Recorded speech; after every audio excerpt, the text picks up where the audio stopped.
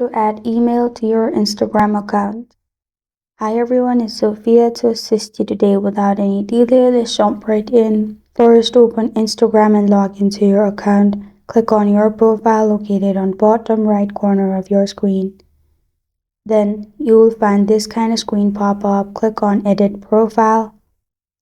To add your email, your account should be professional account. After you click on Edit Email, then scroll all the way down till you find Contact option. In here you'll find Email. Add your email, then click on tick mark on top right and your email will be saved into your account. And this is how to add email to your Instagram account. Thank you for joining me today. If this video helps you out, please leave a like and subscribe for more. Got a question or want to suggest a topic? Comment below. I am Sophia signing off.